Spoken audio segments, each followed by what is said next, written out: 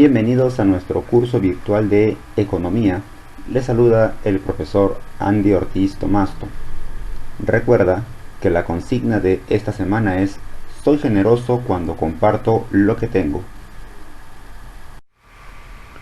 El día de hoy vamos a trabajar el tema de el crédito. El crédito podemos entenderlo como aquel intercambio de un bien presente por una promesa de pago futura. Eso quiere decir que a través del crédito, a través de esta herramienta, lo que uno puede conseguir es aprovechar un bien en la actualidad, ahora mismo, pero va a pagarlo después. Claro que no va a pagar necesariamente la misma cantidad, sino que se le va a sumar cierto interés. Este crédito puede darse en dinero o en bienes. ¿Qué tipo de bienes? Por ejemplo, casas, vehículos, electrodomésticos, maquinarias, terrenos, entre otros. Y también puede ser dinero en efectivo cuando uno requiere dinero para hacer algún tipo de pago. Puede solicitarse ese crédito con la promesa de que en el futuro uno lo vaya a cancelar. Este crédito puede darse tanto a personas naturales como a personas jurídicas. ¿Y qué son las personas naturales y las personas jurídicas? Bueno, una persona natural es un individuo, un ciudadano, una persona común y corriente registrada en la RENIEC con su número de DNI, por ejemplo.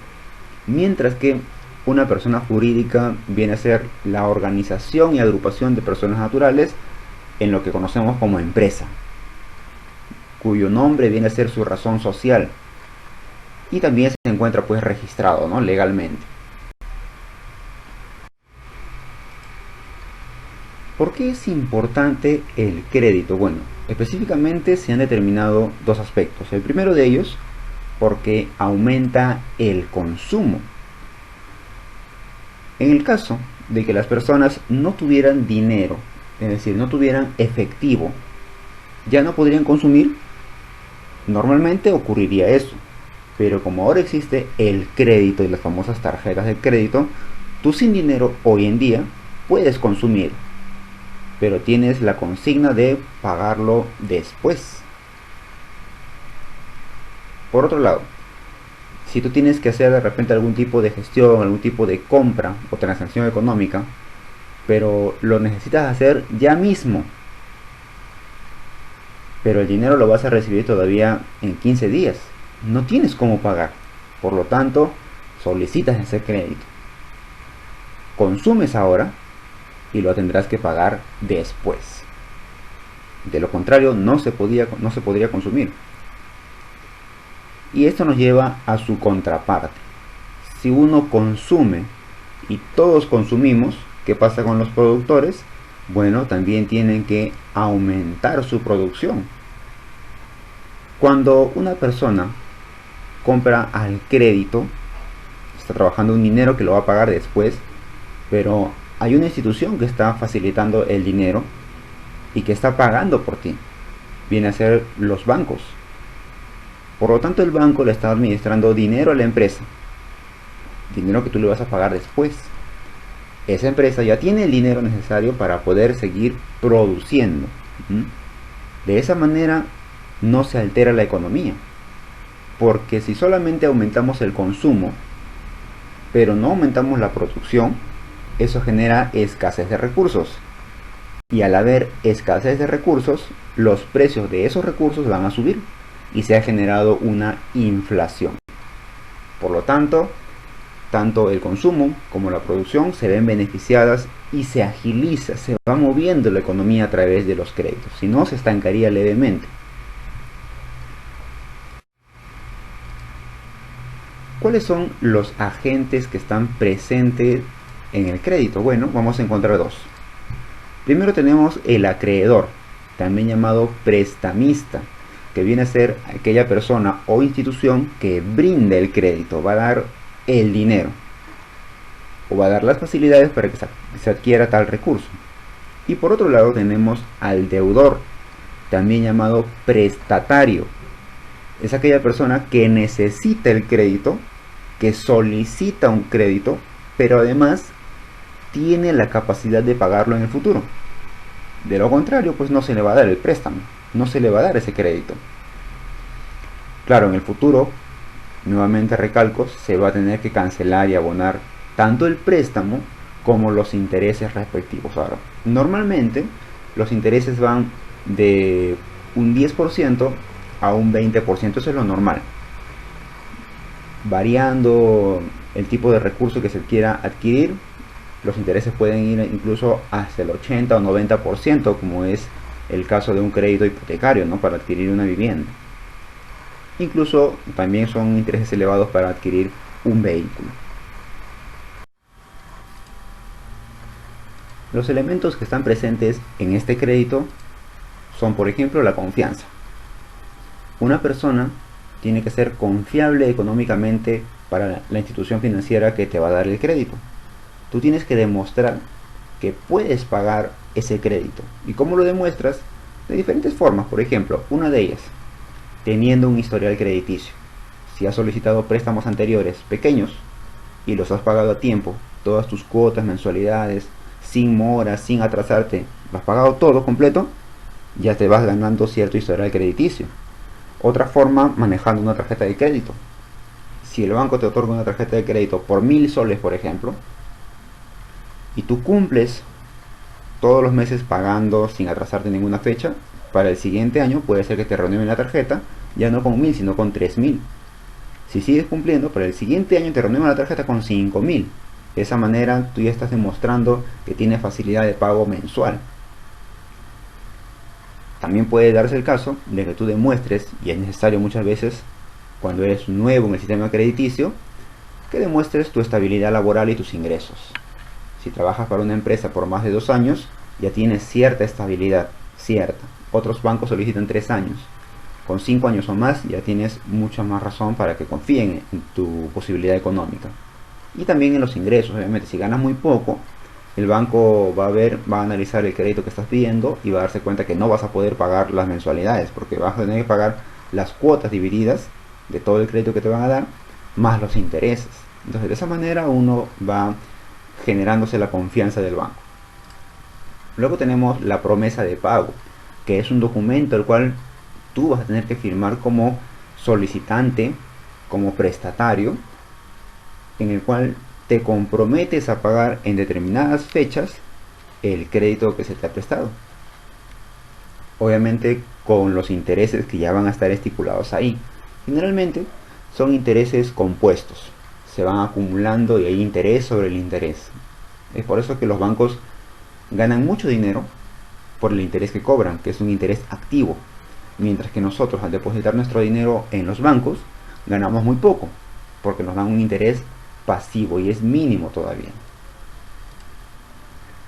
Otro de los elementos es el bien en cuestión.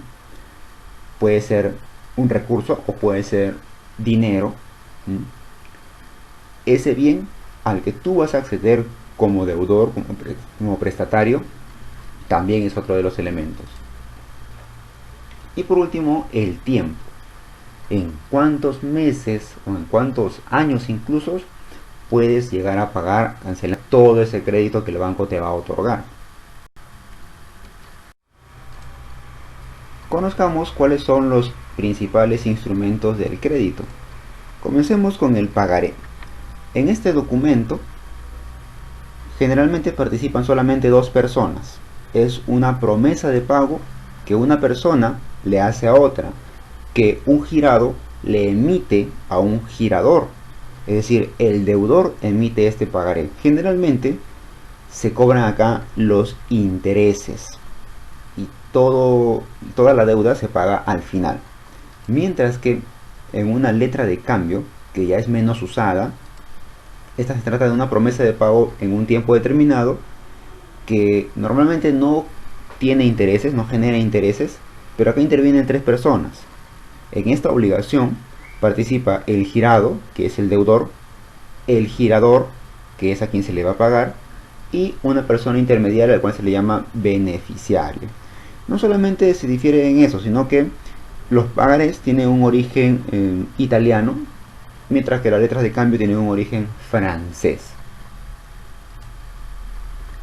El cheque es un documento que permite retirar parte o la totalidad de los fondos de una cuenta corriente. Cuando uno adquiere un cheque, le están dando la posibilidad de retirar dinero de una cuenta corriente. Es por eso que cuando se les paga, por ejemplo, a los trabajadores con cheques y en la cuenta corriente hay menos dinero de lo que se espera, alguna de esas personas va a quedarse sin cobrar su cheque. Va a tener que esperar que depositen nuevamente dinero a esa cuenta y con este cheque recién puede cobrarlo.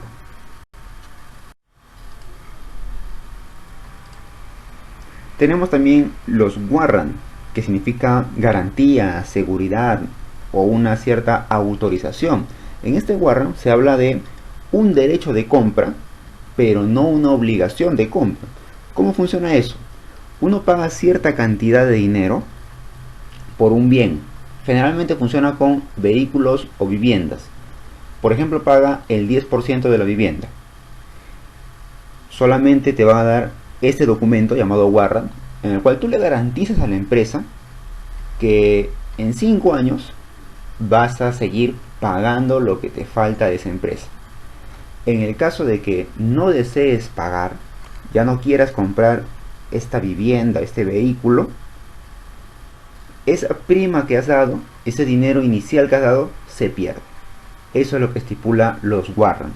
Por eso que muchas personas trabajan con este documento, sobre todo cuando compran y venden vehículos o cuando se encuentran en el mercado inmobiliario. Si ven que el precio de los vehículos de acá a 5 años ha bajado mucho, ya no lo van a comprar, porque ya no le va a ser rentable venderlo a otra persona. Ahora preferirán perder su inicial e invertir en otra cosa.